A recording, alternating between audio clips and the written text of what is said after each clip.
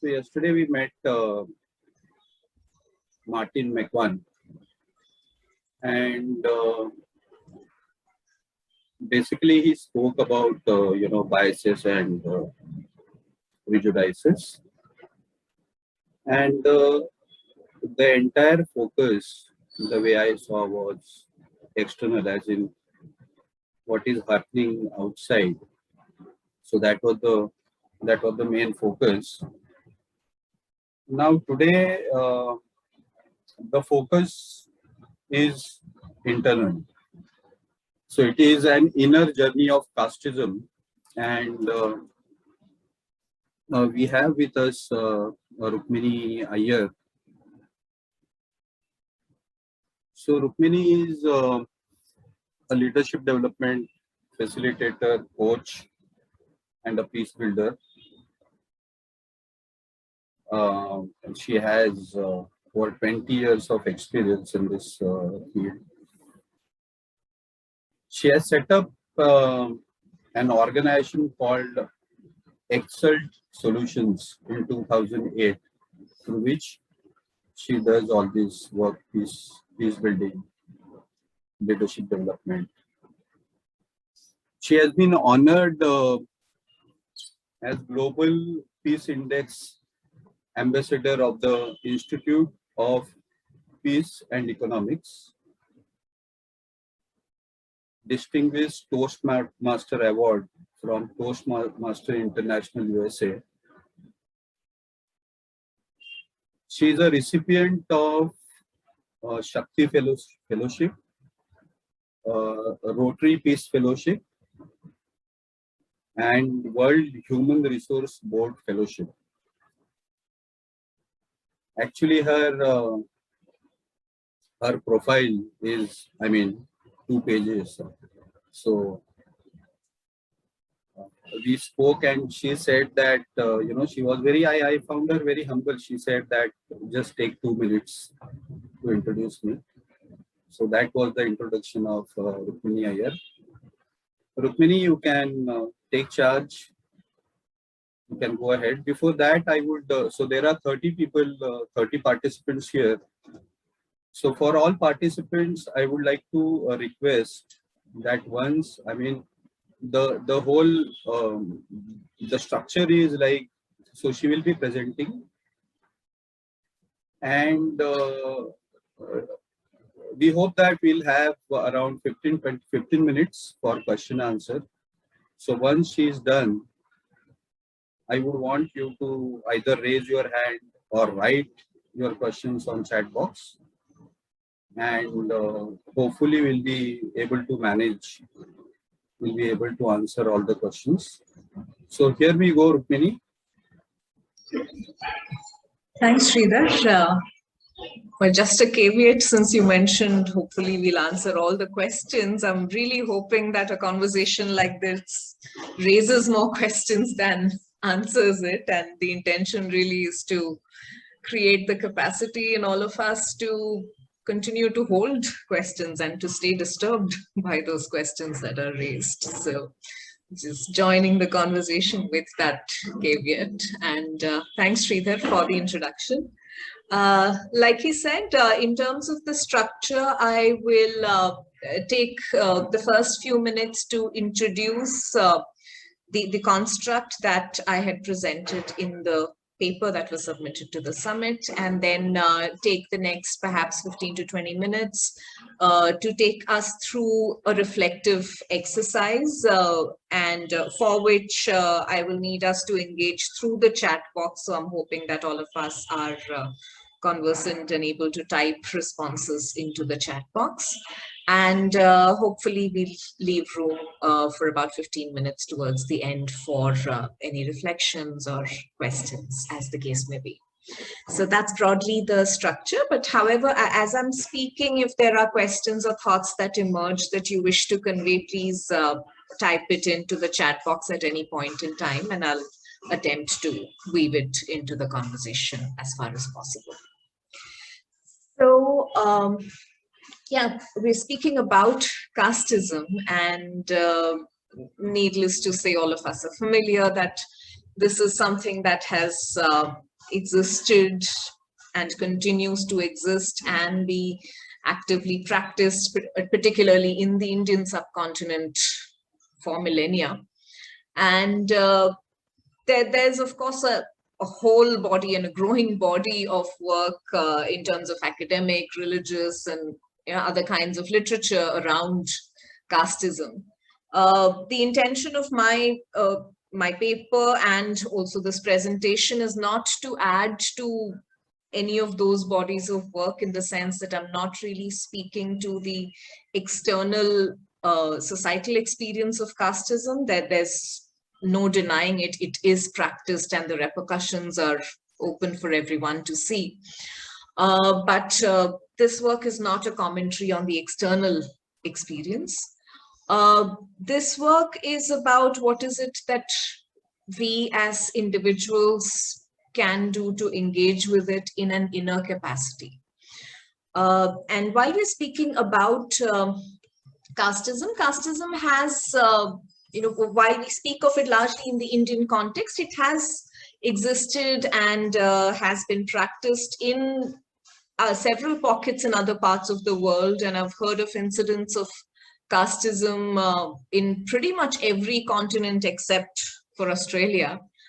Having said that, if we look at the modern settlement of Australia, it emerged as a penal colony. So, that has its own elements of caste within it. So the approach to this paper and this presentation is based on the Hermetic principle of correspondence, which states, as above, so below, as below, so above, as within, so without, as without, so within. And so the hypothesis that I'm putting forward is that the structures within and without both exist and they mirror each other, and we can utilize these structures as a way to locate consciousness. Where is my consciousness at a given point in time as an individual, and where is our collective consciousness at a given moment in time? And knowing that this location of consciousness is always in a state of flux, it continues to keep shifting as life goes on and as we continue to work with it. The trouble is, more often than not, we work with it unconsciously rather than consciously. And the idea of doing this reflective work is to bring in consciousness into this work around casteism. And hopefully the prayer and the intention around this work is that while the external narrative around casteism is extremely complex, it is overwhelming, it is traumatizing, hopefully this inner work might lead us into a space of emergent clarity, at least at the personal level. And I say emergent because it cannot be clarity that is static. It cannot be an answer that we are attempting to derive, but it could at least show us the mirror in terms of how do we engage in casteism and how do we engage in structural violence, and what is it that we can do about it. So that's the premise with which we enter this conversation. The construct that I wish to share with you is what I've named as the model of conscious casteism. Given that in most initiatic traditions, spiritual traditions which follow the master-disciple path, regardless of religion, in most of these initiatic traditions, casteism is practiced consciously and it is part of the discipler path. However, casteism is, in that sense, not a way of discrimination, but a way of discernment. It's not about social structures. It's not about institutionalizing and labeling a person as being of one caste, but really to look at what's the temperament of an individual who's the disciple? Where is the location of that person's consciousness? And how do we work with that individual in a way that we can hone and develop their consciousness going forward? And to reconnect with that spirit of practicing casteism is where we are going with this work. So I'm not sure how visible this image is, but I'm going to talk you through it. In the upper half of the image, you see an inverted U, which is labeled habitual casteism. And I'm speaking of it as habitual casteism because it has been practiced as such. If you look at the external practice of casteism, it has become a habit. It is deliberate, it's unquestioned, it is unconscious. And there's very little personal investigation around its relevance or its necessity in the current moment and the context that we live in. And as a result, this habitual nature of casteism leads to a lot of structural violence, and it brings in all the consequences of any mindless act. And if I were to use the language of the Varna system, which I assume a lot of us here are familiar with, we find that the consequences are terrible, and particularly the Avarnas, the people who fall outside of the caste system, perhaps experience the worst of these consequences. And even today, they continue to be persecuted in ways that are humiliating, they're exclusionary, and there's generations of trauma that they deal with, which of course creates a ripple effect in the society around them. Very briefly, if we look at the Shudras, the Vaishyas, and the Kshatriyas, depending on the part of India, and I'm speaking particularly of the Indian context here, each of these Varnas have their own experiences of either advantage or disadvantage, as the case may be. And while access to education, to other opportunities have perhaps shifted some of these contexts, the subtle practices of casteism continue to be reported even now, even at this day and age. And therefore, some of the people from these Varnas are, they continue to be forced into professions which are, stereotyped, which are not necessarily their personal choice. And then there's, of course, the Brahmin layer, which comes with a lot of privilege. And when I stepped into this work, I continue to be very conscious of the fact that I come from an inherited Brahmin identity and utilize all the privileges that come with that identity. And I want to place that openly as we step into this conversation. Traditionally, in the Indian context, Brahmins have had a lot of access to opportunities for education, employment, safety, all the rest, and this can lead to a sense of liberalism, which is really disconnected from reality, which is really blind to our own privileges, and therefore, we hear a lot of Brahmins or upper caste people in general commenting on how casteism was a thing of the past, which is not really true, but we can afford to say it because we are blind to what Brahmins come into life with. So that's the habitual experience, which is the external narrative of casteism. Where I'm going with this is that casteism, whether we like it or not, has settled into our collective consciousness. We can deal with it pretty much the way we deal with any archetype.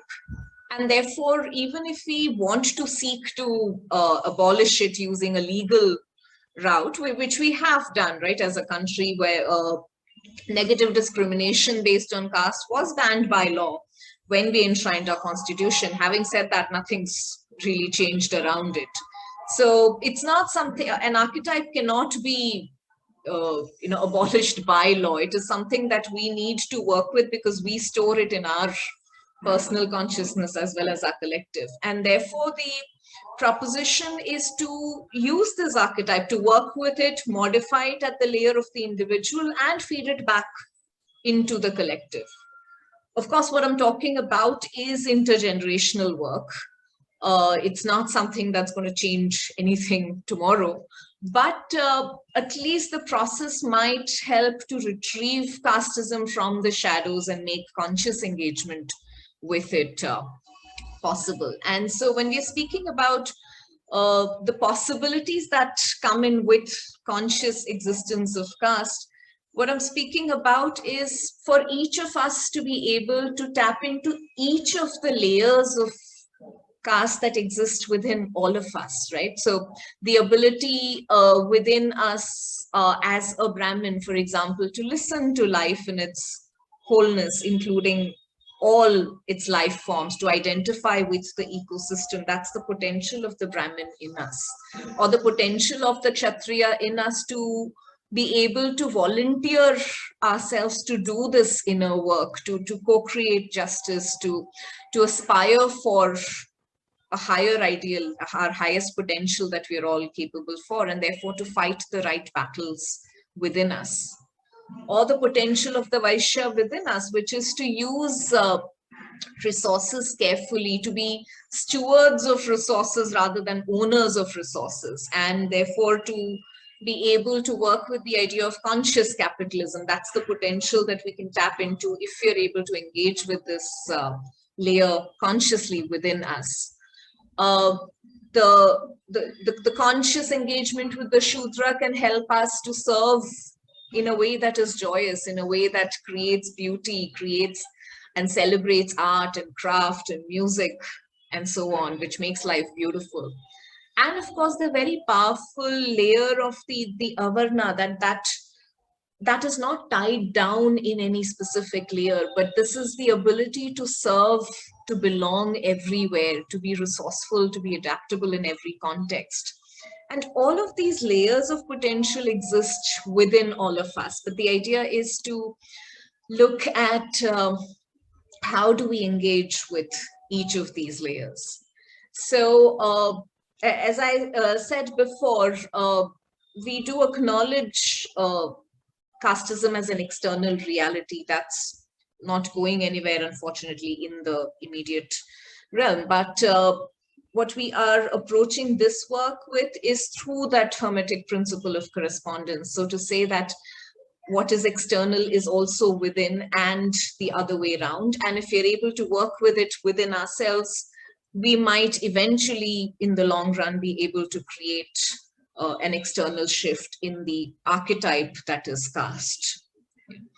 And of course, when we do this inner work, what will emerge will be extremely personal. It will be very different for each of us. But the idea is to notice, what is it really within me? How does caste live within me? And how do I notice what, how is it mirrored outside of me? So working with this model will, of course, mean that we need to create a safe psychological container within ourselves, because casteism, no matter what, is a sensitive subject. And the intention is not really to deepen any pre-existing trauma that a lot of us would come with, but the intention is to look at how do we engage and alleviate it as we go forward. So we will shortly step into a reflective exercise, which I mentioned earlier, and we can engage through the chat box as we go through this exercise. And in the exercise, I'm going to make references to the Varna terms, but I'm not really referring to the socio-religious stratification that is the Varna system, but really looking at Varnas as aspects of ourselves, as parts of ourselves, and engage with Varnas in that context. So as we go through this conversation, a couple of requests and a couple of perhaps even warnings is that in the upcoming slides, I'll put up a few questions that we can engage with. As you go through it, it's all right if disturbance emerges. It's all right if you feel agitated. So long as it's not overwhelming for you, I would invite you to connect with the the somatic experience of that agitation. What's your body like when you're feeling what you're feeling? What are the emotions? Is there a particular direction of thought? And how would you be able to work with this disposition that emerges if it were to emerge while you're working out in the world?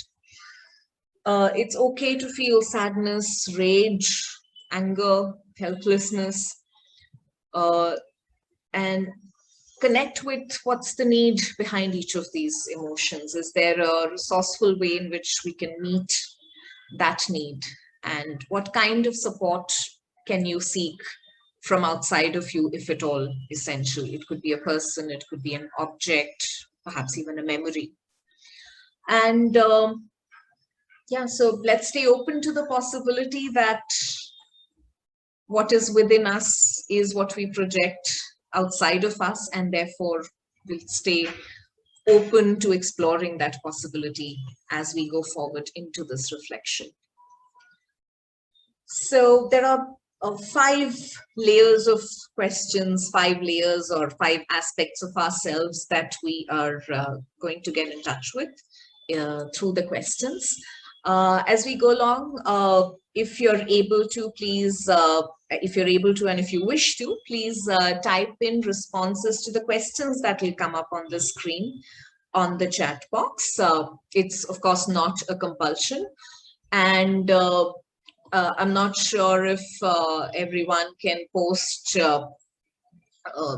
chat to everybody publicly, but at the same time, even if you can, if you feel like you don't want to make your responses public, you can also send a direct message to me instead, and I can name the message without naming the person, so it can stay anonymous as well.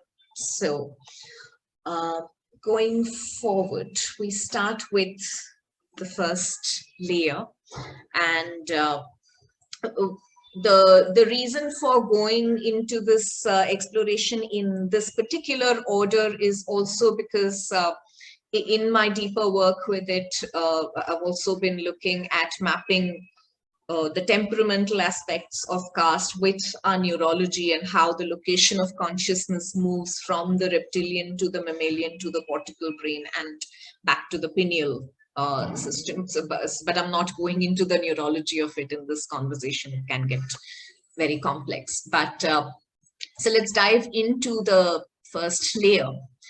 So if you look at the Shudra Varna, typically in the Indian stratification, it refers to laborers or service providers. Traditionally, they are associated with professions like being artisans or being peasants.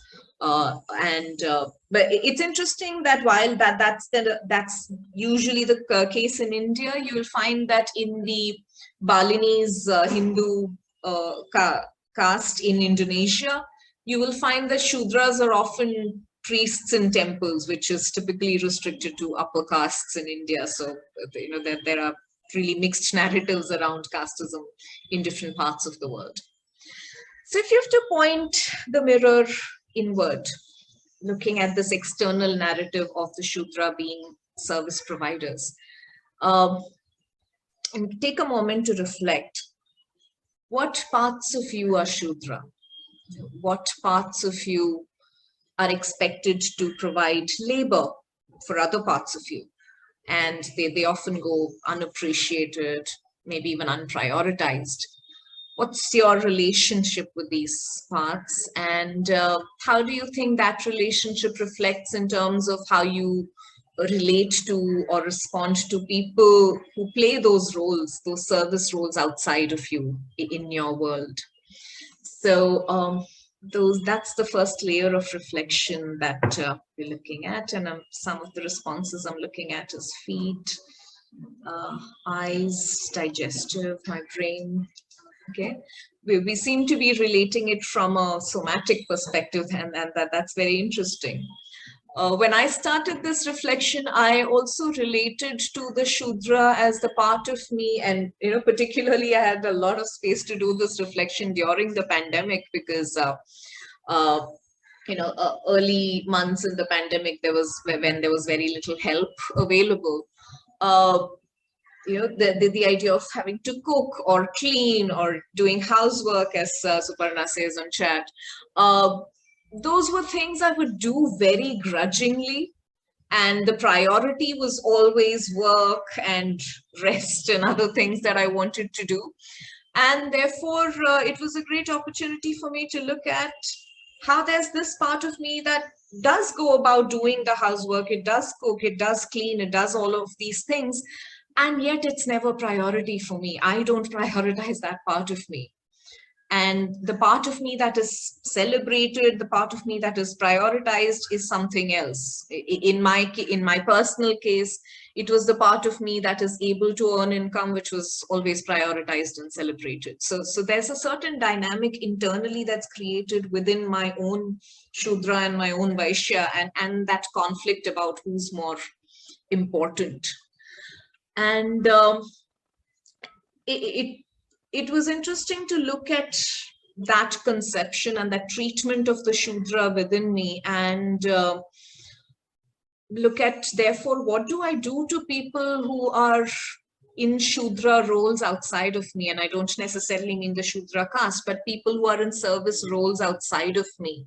It could be someone I call up in a call center, or it could be, a waiter in a restaurant, or anyone. What's the kind of treatment I mete out to them if this is how I treat the Shudra within me?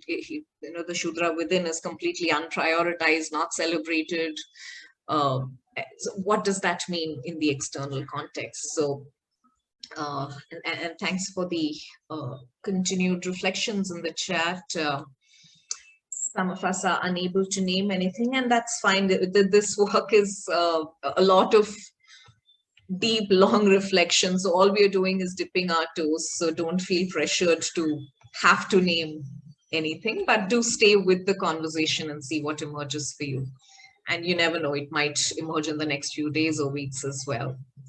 So just going through the chat, a lot of references to cleaning and washing, domesticity. Part of me that mutely listens to toxic downloads from my inner critic. Yeah, that's an interesting one. The role of a mother, wow. Yeah, and that's powerful, right? It's really interesting to look at particularly how do we as a society treat mothers who are also homemakers. There's a certain almost stigma attached at times to that, and yeah, the caregiver roles as well. There's so much to be celebrated, because there's so much that role and that aspect of us makes possible, but we don't quite give it its due. Women in general. Thanks, Priya, for naming that. So yes, there's a lot to reflect in this, but I'm going to keep this going and move to the next layer, to the inner Vaishya. And yeah, before I move into this, if you look at the classical interpretation of philosophy, classical schools of philosophy speak of the Shudra consciousness as a kind of temperament where one needs to learn to set rhythm in life, where there is a need to infuse discipline and not let the inertia of the body take over. Which is why, for example, when children go to school, in the initial few years, it becomes really important to do a lot of work with the body to infuse discipline in terms of saying, this is the time you eat, this is the time you wake up, this is when you have a bath, to get set into a rhythm so that you're not entirely driven by your reptilian brain, which only looks at survival and does not have the capacity to look at life beyond survival. And therefore, working with the Shudra consciousness in that sense is about working to overcome our own lethargy, our own sense of sloth, erratic focus, and so on. Not to say that once we've learned to work with it, it's all sorted. It is ongoing work, because all of these layers exist within us all the time, right? So they need continued work. It's possible that I may be extremely disciplined and follow my schedules one day and go completely awry the next. And therefore, it's ongoing work in terms of what is the right balance that is needed, which layer do I pay attention to today and in this moment. So going forward to the inner Vaishya, the Vaishya Varna is, if you look at the external aspect of it, it's traditionally associated with occupations like agriculture, cattle rearing, trade, also business pursuits in general.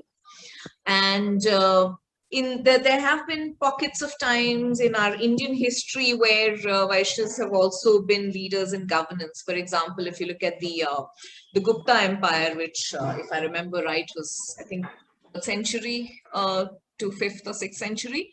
It was a Vaishya dynasty. They were rulers, right? Because commerce and trade was the order of the day. And so it needed that consciousness to be at the helm.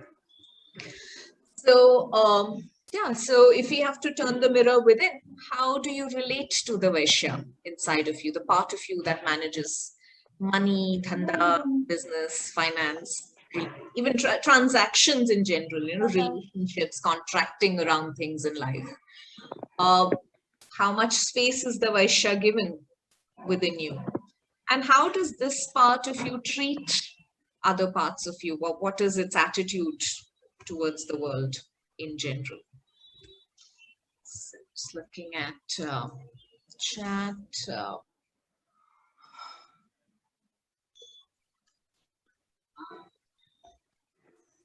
Scrolling up.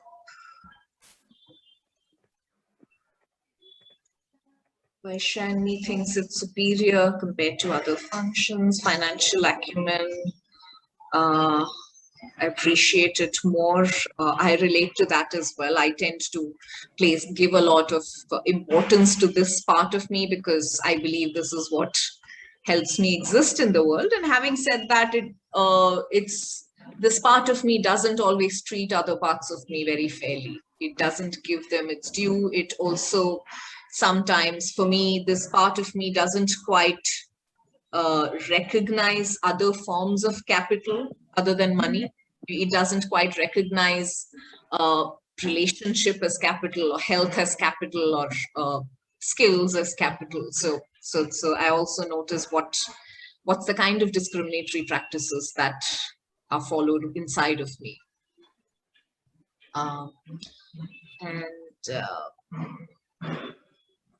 Some of us can't connect with the Vaishya. Some of us say very little importance, love-hate relationship. Yeah, it's laced with arrogance. Don't trust it. Wow. Suspicious. Yeah, a lot of interesting and mixed response there. Can't seem to get access to this part of you. Yeah. And like I said, if you're unable to relate or access any of these parts, it's fine. It is challenging at times, and hopefully it'll open up at some point in time if you do want to enter into this investigation. And Sanjay says this part of you also combines with the Kshatriya and the Brahmin to fight for justice. Yes.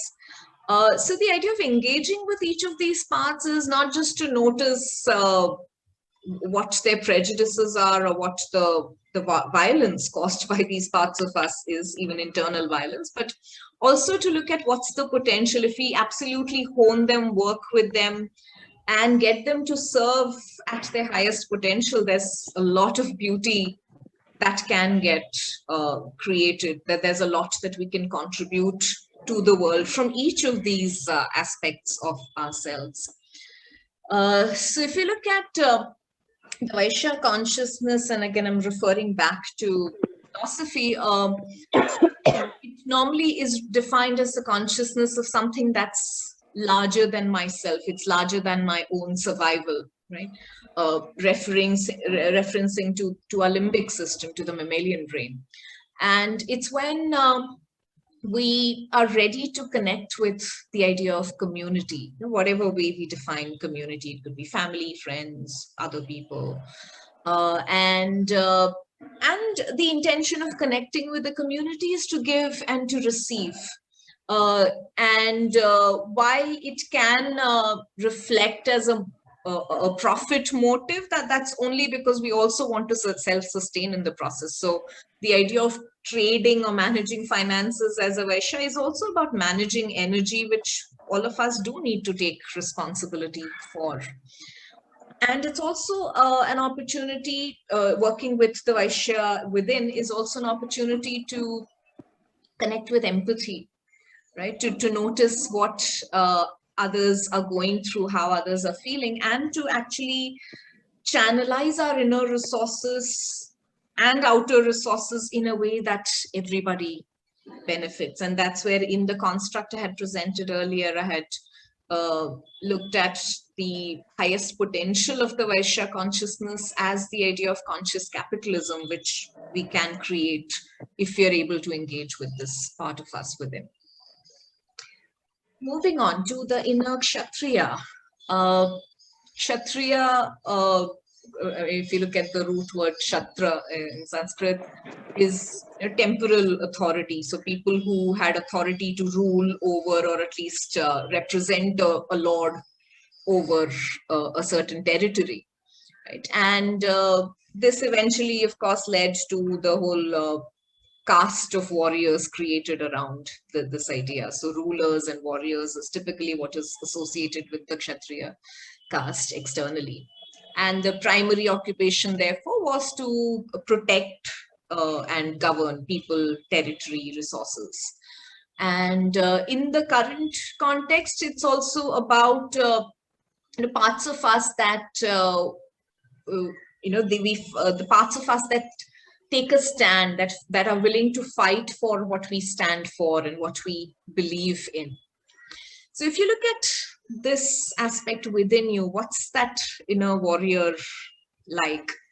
And when that warrior needs to come out to play, what is the kind of battle that you have inside of you, outside of you? Does it reflect as activism in some form? And with the danger that I'm pointing at activism being that sometimes the warrior fights for the sake of fighting when it's unconscious and doesn't know how to rest. So also to look at that balance. So yeah, what's your warrior fighting for or fighting against, as the case may be?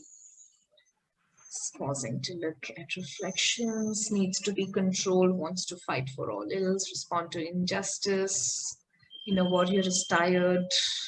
Yeah, your passion can be channeled into being the warrior. Yes, a lot of us seem to respond to injustice and fairness.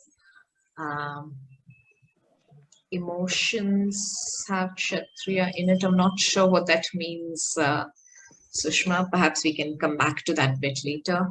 Fighting for comfort, that's interesting, Priya. When fighting, not always successful. Of course, the whole idea of battle involves both victory and defeat, right? So yeah, it's not necessary that the battle is always successful. It can lead to anger, rage, all of that. And we do need to continually engage with everything that emerges as a result of this warriorship. Right? Daring not to conform, standing for conviction, confronting. Yeah, thank you. And comes in the form of anger, claiming being an insider as a woman in the family. Yeah, emotions. Okay, thank you. So if you look at again the potential of the Kshatriya consciousness, it is about connecting to this kshatriya to care for, to strive for something which is beyond me, my family, my community, right? Because a Kshatriya in a mythical sense of the term, they fought for nations, right? They fought for the idea of what is a country and a kingdom and a land, right? So it's not really a personal fight as much as it is about identification with something larger and fighting for that identification, to dedicate oneself to a cause. So in that sense, the work of the Kshatriya is really with the systemic consciousness. And so to embody one's Kshatriya is to, in a way, work with the principle of generosity, with what is right and wrong. So that sense of discernment, fairness, as a lot of us have named. And therefore, because it's a constant battle and an inner battle, when we embody the Kshatriya or engage with the Kshatriya consciousness, we are also volunteering, therefore, to kill aspects of ourselves that are no longer essential. Killing old habits, killing old beliefs, killing resistances to growth, right? That's part of being the inner Kshatriya. Moving on, the inner Brahmin. Again, the state of being a Brahmin is largely, I mean, if you look at the philosophical texts around it, it is the idea of being focused on spiritual pursuits, right? So it's not really defined.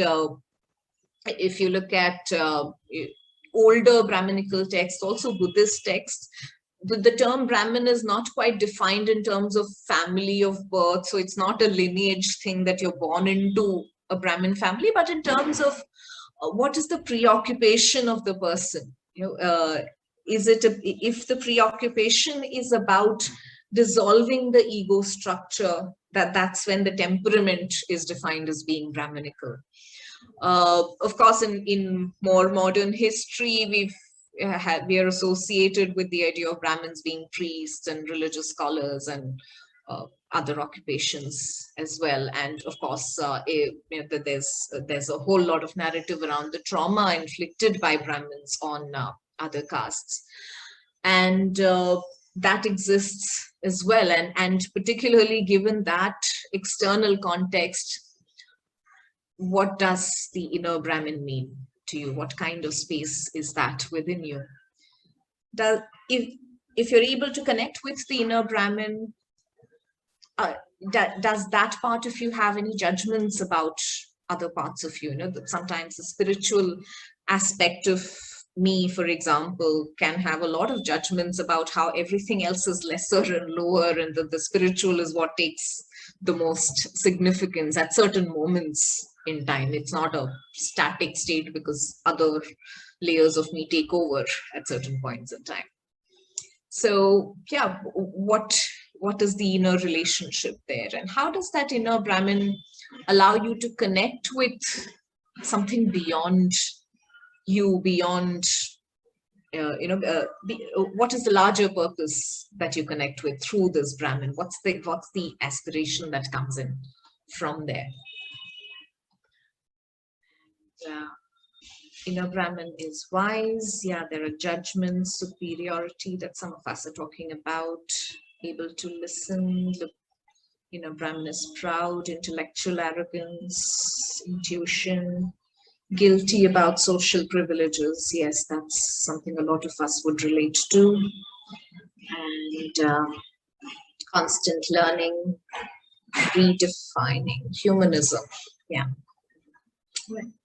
Interplay between critical and nurturing. Yeah, it's from a neurological perspective, we're talking about using all parts of the brain and eventually channelizing the pineal brain. Okay, we've got about 15 minutes to go. I'm going to jump into the last piece and then open up for questions. So when we speak about the state of the Brahmin, we're speaking about it largely as a state of eternal aspiration, at least at this stage of our collective evolution as humans. We're not really talking about something that can be established in human form just yet. Hopefully we'll get there someday in a few generations. But really the work of the Brahmin is with the cosmic consciousness, right? It is to recognize, to care for all that is life, which includes humans, animals, plants, minerals, and everything else that is life, and other life forms that we perhaps cannot even perceive at this point in time. So the working with the Brahmin consciousness, therefore, is to really listen to life. And I think the idea of Shruti that is often referred to in Vedic texts, it's about listening to the design of life, the cosmic intelligence, and connect and living in a state of reverence for life in general. without the filters of the ego. So it's a hugely aspirational state. It's not something that we are perhaps ready to embody just yet, except momentarily, maybe for some of us. So moving on to the inner avarna. Avarna, from an external standpoint, we know is something that a layer that does not quite fit into any other varna, and a huge amount of persecution that we know that externally people who are classified as avarna have gone through and continue to go through outside. Traditionally, the occupations that are associated with them and often forced upon them are typically what are termed as so-called polluted activities, being fishermen, manual scavengers in the Indian context, sweepers, washermen. But it's strange that in all these social systems where avarnas exist, including India and Yemen, parts of Tibet and so on, the other castes are able to experience hygiene, health, because of the service of the avarnas. The other castes dump their waste and the avarnas clean them up. And so it's really a question about who's really dirty here, who's polluted. We really need to start questioning that definition here. So what is avarna, therefore, inside of you? The invisible sanitation workers within, who clean up after other parts of our psyche. Are we able to really locate them, look at them? Do they have a voice? And how does this inner relationship reflect outward in terms of how we relate to perhaps our domestic staff, our cleaners, and so on? Let's do a quick moment of reflection. Lotus in a dirty pond. Being the witness, learning equality, not to hold anyone above. Mostly don't have a voice. Yeah. To Vidya's question around how is it different from Shudra, if you have to speak of it from an external narrative, Vidya, the avarnas are, in the Indian context, what are treated as untouchables, right? So they typically literally live in the peripheries of villages and cities, and they are outcast in every sense of the term. And that's the level of persecution that we're talking about, that they do the cleaning for us, and yet they're not invited into the cleaned space. So, that's the kind of discrimination that we work with the avarnas. Maybe we'll have to open the space for question and answer. 2 minutes to close, please. Yeah, please. Yeah. So I'll pause this reflection here, but in closing, whether or not we personally relate to caste, that's not really the point, but casteism as a social experience does exist, and it exists as intergenerational trauma, and we perpetuate it knowingly or unknowingly, and therefore it is important, particularly for us as process workers, it's important to engage in this inner work to reimagine casteism. I'm still in this construct talking of it as a structure, because structures are essential, for any system to function. Structures are essential. For example, it helps for the body to be, governed by the mind at times, so that, get over lethargy, exercise regularly, eat on time, and so on. But at the same time, conscious structures also adapt, right? And therefore, some days it may be a healthier choice for me to listen to the body because it genuinely needs rest. So not really be governed by the mind in those spaces. So do we have that inner democracy? What kind of an inner system and inner structure are we looking at, which creates justice, and what will that look like outside in the world? That's the question that I'd like to leave you with. And of course, to reassert what I said earlier, that casteism pretty much exists like an archetype. We can't fight archetypes, but we can modify it within ourselves and feed it back outside. And therefore, what is the kind of modification we would like to work with within and contribute back to the collective? So that's the possibility that I'd like to leave you with. And yeah, we can open up to questions now. Any questions? You can put your question on chat box. You can raise your hands. We have what, around 7-8 minutes. I think Priya's hand is up. Yeah. Yes, Priya. Hi, Rukmini. Hi, thank you, Shridhar. My question is, Rukmini, very deep dive reflections, but we go back, I've learned it today. I'm reflecting in this moment. And there are many situations we face that we go back to our own self, our true self sometimes, which we may not like it and which is not the ideal. What is ideal? I really don't know. We have so many problems now that I've gone through 2-3 days of session. I feel I'm not even a human, I feel that I have nothing inside me which is good, because I'm so selfish, I feel. And I feel that how do you cope up? I really don't know how to cope up with all these inner feelings now that it's very difficult. What part of you contains compassion, Priya? It comes, it goes, then there are my response. It just comes, goes. So I don't know how to constantly work on it. Well, I can't quite provide a formula there, but I think if there's one thing that all of us as humanity need at this point in time, it is the courage to stay disturbed and the capacity to stay disturbed, and let that disturbance push up questions and let the responses emerge from those questions, right? Let's not kill questions with answers just as yet. Can I raise a question, please? Yeah, please. Yeah, thank you. I felt quite uncomfortable with this presentation, I have to say. I'm being asked to internalize a structure which is basically an evil in society. My hands cannot be my feet, and my feet cannot be my head. There is a certain kind of immobility.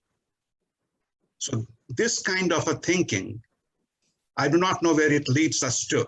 Even if I have to do it, what about the shadows?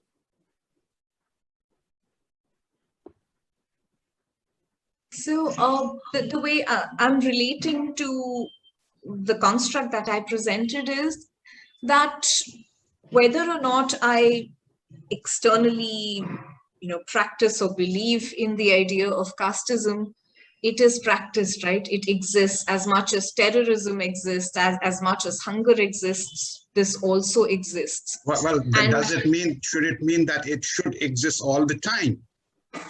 No, the idea is not about it should exist as much as if it does exist, and if I belong in a world that it exists in, can I engage with it? And of course, it is purely a voluntary act. For me, I relate to it as an act of belonging when I speak about investigating this in myself.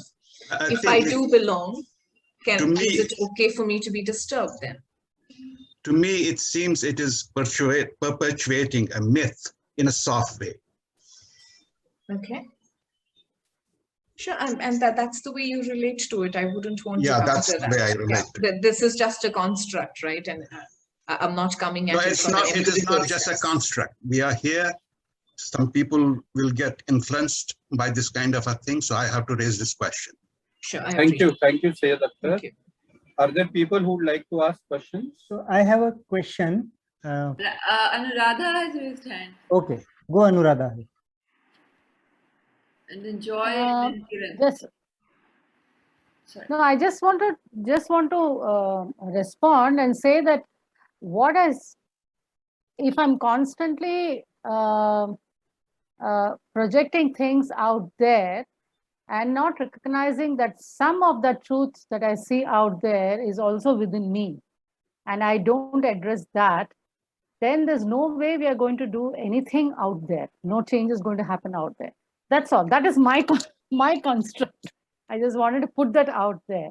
Well, I think, Thank you. Anuradha, when I was talking about the shadows, that is the thing I'm talking about. I know, sir. I know, Akhtar, that's what you were talking about. But if I'm not willing to look at it within myself, it may not exist in the same way in all of us. It may be very different for each one of us. Definitely. Okay, we just have 3 minutes. Joy, then Kiran, Kumud. Okay. See, while I do understand that all this exists within us and we keep projecting and all that, but for instance, the definition and the narrative given for a Shudra is that you're the feet in the Varna hierarchy. Now, while I might operate all these qualities in me, but Shudras has also looked at that they are non-intellectuals. They cannot own knowledge. They don't have intellectual ability. Now, how do we define this? Because as a Shudra also has that ability. Then I'm colluding with the narrative that the society has given. You don't have knowledge, you don't have intellectual, therefore you are a service-oriented person. I am in dilemma with that narrative to look at that part of the narrative the society has given. I'm internalizing it and I'm operating only from that service orientedness. Somewhere I'm finding it hard to yeah. So I can talk about the way I work with and relate with it, that I don't quite see it as a means, the construct, I don't quite see it as a means of reinforcing the external narrative or to interpret it literally for that matter. So, so feet may not really mean literal feet, but the metaphor of what we are speaking about. I tend to relate to it as parts of me, aspects of me, which could be a mood, it could be a certain trait, which needs a sense of discipline. Right? I mean, and there are parts of me that need that sense of discipline. For example, the part of me that needs to, let's say, maintain accounts on time, right, needs a whole lot of reinforcement because I don't like doing it. I can't wrap my head around tax laws and rules and stuff like that. That capacity does not exist in that space. And so how do I therefore work with that part? Sorry, there is only 1 minute left and we'll have to stop exactly at 5:45, and Kumud and I see Saparna. So Kumud, can you be quick and ask your question? Briefly speak. One, I was feeling very scared when this exploration started. I was scared of myself, that I don't know what kind of cobwebs are going to come out and which part of me actually practices this kind of thing. And my self-concept is that I am not that, but I am afraid that maybe I am. That is what I am in touch with. And yeah. Yes. So, it's difficult. And at the same time, I also see myself, practicing something which I don't think is the best thing, because I do negotiate and haggle with workers, when I don't like myself, but then I also feel otherwise I will be fleeced. And they may use their poverty card and fleece me. So I find myself doing things which I don't like to do, where I hate myself. And that's what I'm left with. Thank you. I'm sorry, we couldn't respond to all questions, but I'll leave my email ID on the chat and hand it back. Please do that. It's okay, Rukmini, mine was not so much of a question. I just wanted to tell you that this model, I know it becomes very difficult, and I like when you said being happy and comfortable with disturbance. It set me thinking, what is it about me that I'm not comfortable about? And this, I know the correlation with the Varna system might be a little difficult to accept, But it kept me thinking about which parts of my body do I think is superior than the other parts, and the kind of polarities that exist, and how I am not in acceptance of something that is within me. That kind of came up for me very beautifully. Thank you so much, Rukmini, and I will keep in touch with you. Thank you. Gratitude. So I would like to bring closure to this presentation, Rukmini. Thank you so much. Thank you. And put your email ID so that people can connect with you. Thank you.